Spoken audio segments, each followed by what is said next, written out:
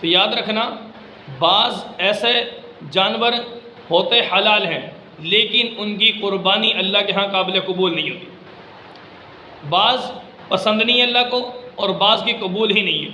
قبول کن کی نہیں؟ ایسا جانور جس کے اندر کوئی عیب ہو، عیب سے مراد جس سے قربانی نہ ہوتی ہو۔ مثال کے طور پر اگر وہ گائے بھینس ہے، اس کے تھن خراب ہوں، 2 تھن خراب ہوں، دودھ نہیں آتا تو قربانی جائز نہیں ایسے جانور کی۔ بکری ہے، ایک بکری کا 1 تھن خراب ہے، دودھ نہیں اترتا، ایسے بھی کوئی قبول نہیں۔ دم ٹوٹی، تیسرے حصے سے زیادہ ٹوٹ چکی ہے، قربانی قبول نہیں ہے۔ اسی طرح ایک جانور کی ٹانگ ٹوٹ چکی ہے، اس سے آسرا تک نہیں کرتا تو ایسے جانور کی قربانی بھی قابل قبول نہیں ہے۔ اندھا اور نابینا جانور، اس کی بھی قربانی قابل قبول نہیں ہے۔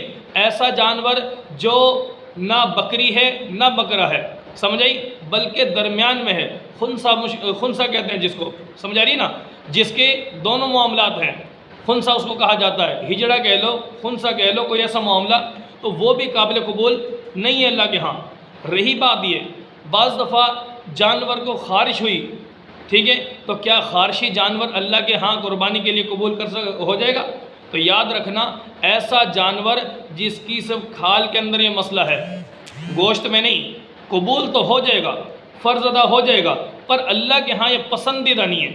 جب اللہ کے ہاں ایک عبادت کے لیے جانور کو پیش کر رہے ہو، جانور ذبح کرنا عبادت ہے، اور عبادت کریں ایسی جیسی تمہارا رب چاہتا ہو۔ ہمارا رب ایک صحت مند، تندرست، طاقتور، بیماری سے پاک ایسا جانور بے عیب جو ہو اپنے رب کے ہاں ہم پیش کریں، ہمارے رب کو اس کے اوپر وہ قبول ہوگا۔